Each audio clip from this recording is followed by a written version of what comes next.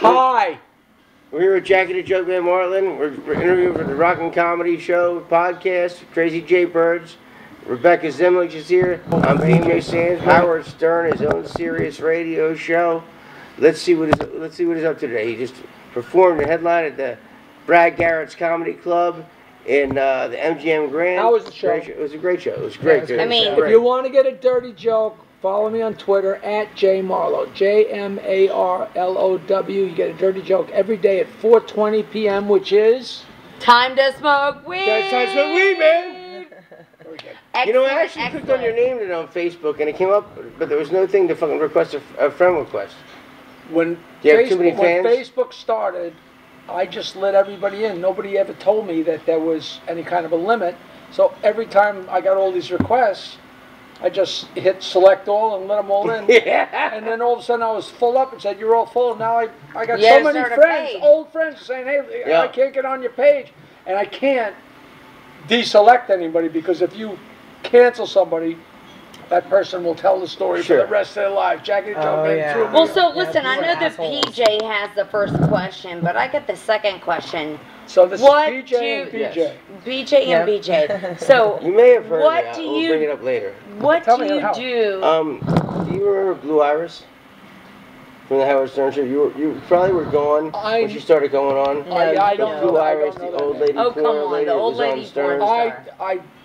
That was after my time. I left in. You left. But you still never listened to the show?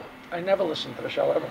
Who listens to what they do? Nobody does. Nobody does. I do. But she was an old lady, porn lady, and old lady. I actually got on Howard Stern's radio show for like a 20-minute interview, because I used to work at the Comedy Store in LA for like 5 years. I worked the door, and she was a good friend of mine.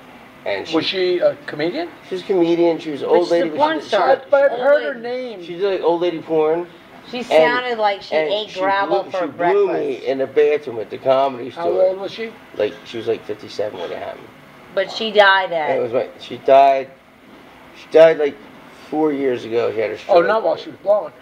No, dude, that would have been crazy. Tell her. But anyways, she was like the penis. oldest porn star ever, and she was a big hit on the Howard Stern show. 57 is not. No, there's way older porn stars. But she was a lady that back in the day, her family committed her, and they did electroshock therapy to her and literally fried her brain. And was she attractive when she was young? She looked all right when she was young, but when I got to her. But what did you do? Did you do it for the fame or the glory? I did it for the fame, glory, and a blowjob in the bathroom. So you've been off the Stern Show for years now. I marched forth on March 4th, 2001. And are you? That's a long time. Are you back with them at all? I haven't even called in over a year. The last time I saw Howard was at the last Christmas party, and then the next one's coming up. They still love you. But you're still tight with him, right? Well, I don't see him. I don't talk to him. I mean, we send each other a happy birthday, email, and Shuli calls me up, and when something crazy happens, like I got to throw out the first pitch at Shea Stadium a couple of months ago. Nice. He called me, and then the jetty washed away. I don't know if you went to I'm from Jersey. So my jetty washed away in the storm, and then we found it, and then it got beat up on it was the second storm. Yeah, there was the hurricane and then the nor'easter. And you got the nor'easter. So and people have always followed that, because we always had parties. Well, if you know the Stern Show, you know the whole thing. Yeah. So like I was there for so long that when silly stuff happens to me, I mean, I don't call up and say, they don't say, hey, Jackie's at Brad Garrett's Comedy Club and it's wonderful. If somebody threw a booger at me, they surely do a story on that. But they're all good guys. I love them. That would be a big book. How long have you been doing comedy? Tonight? No. Since 1979, right? I was in 3rd grade. My cousin came into a room and read a dirty joke, and I saw how enthralled everybody was. And from that day, I remembered every joke I've ever heard. I played music in high school. I played music in college. Where'd you go to college? And you are from? I had a band in the entire 70s. Where are you from? Where'd you go to high school also? Oyster Bay, Long Island, North Shore. And when my last band broke up in 1979, actually 78, I said, well, I can't get a job. So what am I going to do? And at the time, I'd been telling jokes my whole life, telling jokes on stage in my band. My band in the 70s, we played original songs and told jokes. Howard used to play a lot of those songs on there, the pot song and those songs. Well, the thing is, you got... hold on, I'm answering the question! I'm answering the fucking question! and so the short answer is 1979, I'm sorry. And, but you're... It's more fun to answer. But your shtick, what made you, like, a known name and famous is, like, you're the guy that you always dared people, give me a joke, and I'll give you a punchline. Right. And you always did that. Forever. And I remember listening back in the day, and people would call in, and they would throw something at you, and even if it wasn't the punchline for that joke, you came up with a fucking punchline, and it was always funny, and it was always good. And like, they played that, and on Stern, you were always the guy that said something fucked up to something all the time, and it was great. I mean, I listened to you in high school until you left the show, and you always made you were a fan favorite. Yeah, you're a fan favorite. Absolutely, because you're quick-witted, and you always had a joke to go with it. Not just like me saying something like asinine. You actually had a joke to go with it, which was amazing. And kind of like the thing shirt. is, my shirt is amazing and disgusting. But the thing is, I'm from Atlanta, Georgia, and we did not have the Howard Stern show, so I had to listen to it through other outlets.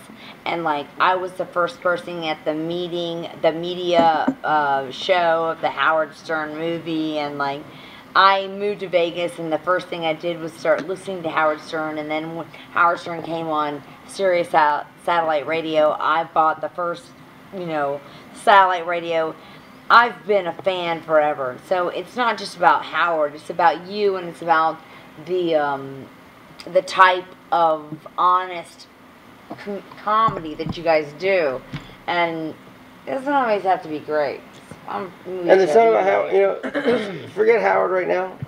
What do you got coming up? What do you got going on? What's going on? Like besides what are the things going on in your life, in the comedy life of you right now? I'm just doing my gigs. I'm doing whatever. So how many gigs along. Do you do a year? I do whatever comes in. I try and take the ones that are more expensive, less expensive. I just, work for a couple charities. I do gigs. I do my radio show.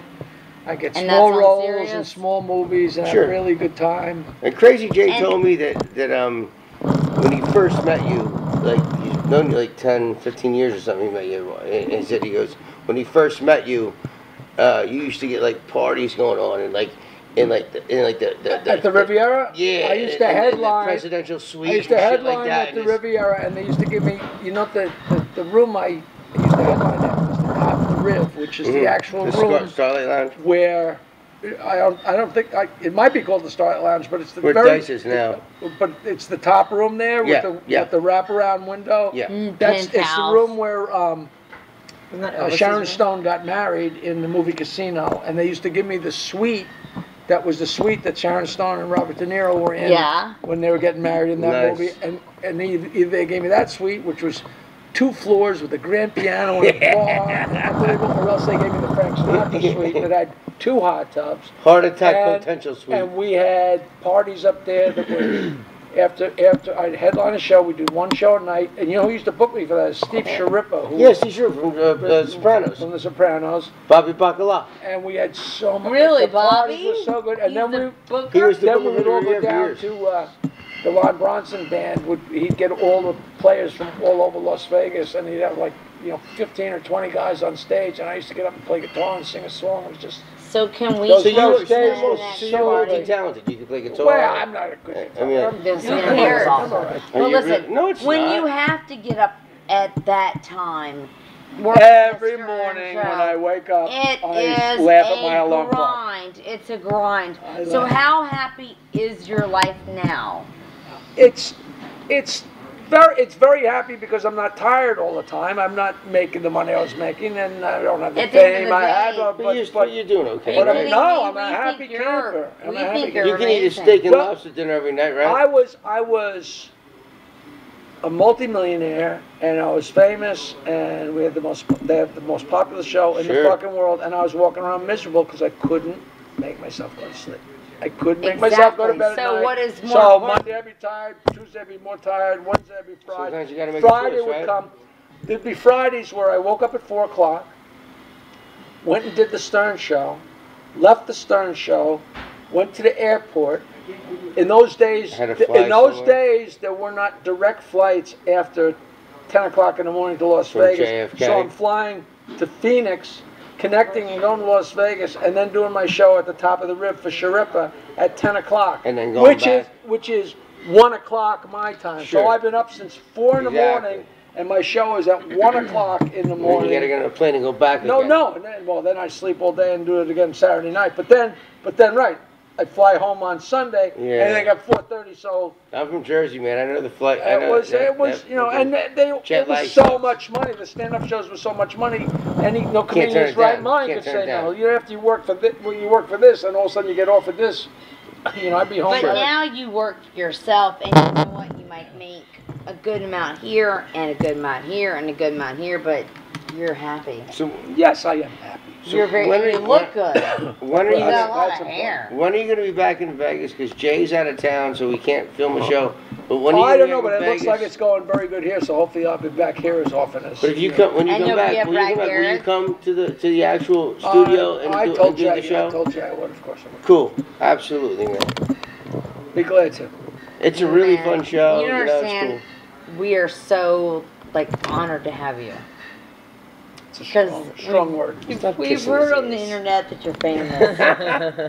If you want to get dirty jokes in the mail once or twice a month, and also get emails. In the email it says where I'm working and little pictures and fun stuff. It's jokeland@AOL.com. If you email me, you automatically get on the list. It's like 40,000 people. Jokeland. JOKELAND. But if you want to follow him on Twitter, it's at J Marlowe. J Marlowe. And I got a question.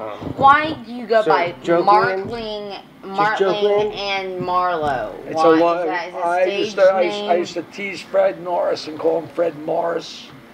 And then we had a retarded girl, Gina girl, used to come on and go, Jackie Marlowe, Jackie Marlowe. So Fred started calling me Jackie Marlowe, and I got so sick of writing Jackie Martling on my website that I started referring myself to Marlowe. So what's your real name? Is it M-A-R-T-L-I-N? G. And the G, Martling. M-A-R-T-L-I-N-G is my Okay, Martling, okay. We're doing the bathroom. Okay, it's like you don't have to go home, but you can't stay here. Martling, thank you so much. Absolutely. And I want some pictures because you took 1,000 pictures. Yeah, we already took pictures. I want more. All right, well, come on, we gotta make room here.